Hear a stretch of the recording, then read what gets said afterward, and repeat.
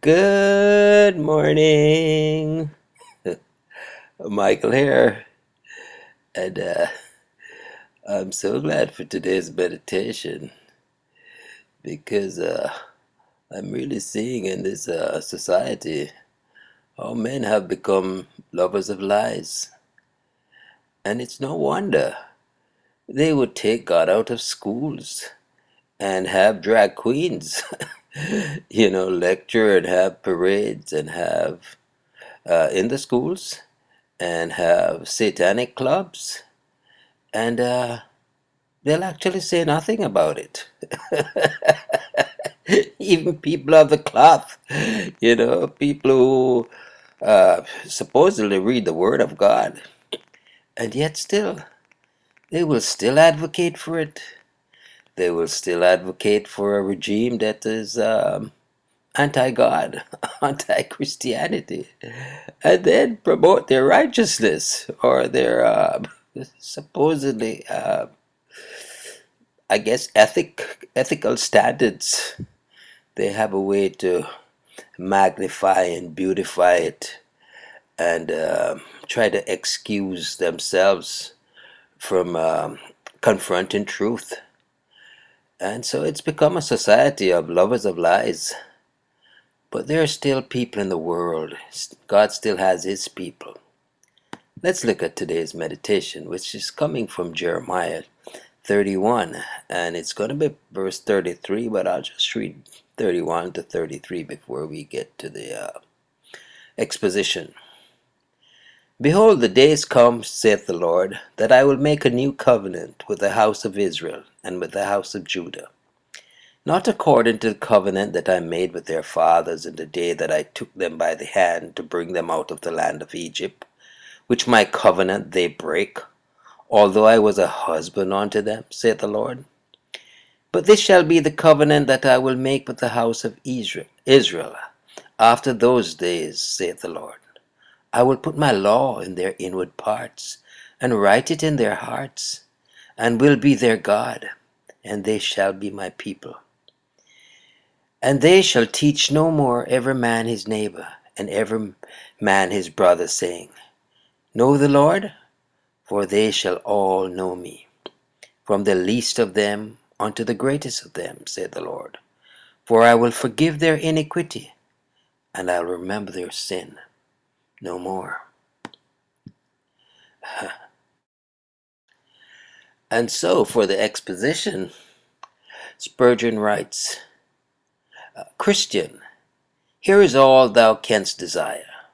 To make thee happy, thou wantest something that shall satisfy thee. And is not this enough? If thou canst pour this promise into thy cup, wilt thou not say with David, My cup runneth over? I have more than heart can wish. When this is fulfilled, I am their God.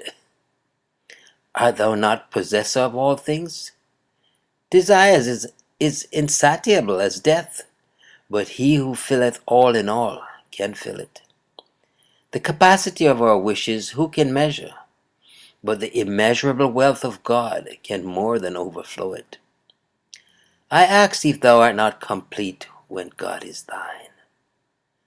Dost thou want anything but God? Is not his all-sufficiency enough to satisfy thee, if all else should fail? But thou wantest more than quiet satisfaction.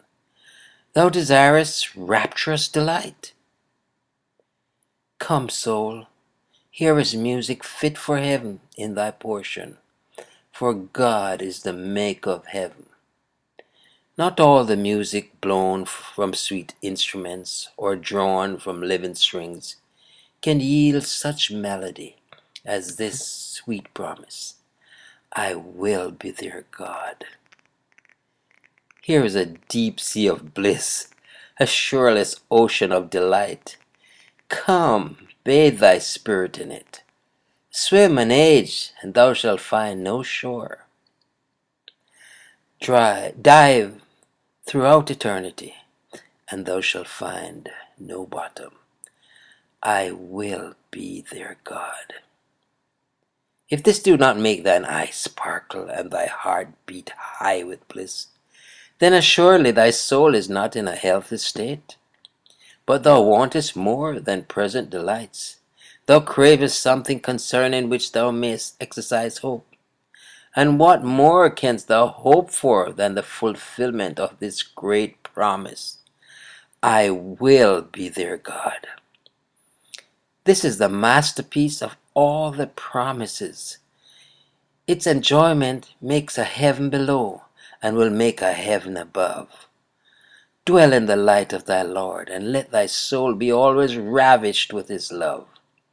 Get out the marrow and fatness which this portion yields. Live up to thy privileges and rejoice with unspeakable joy. Yes, yes, yes. Oh, to be encouraged by the word of God.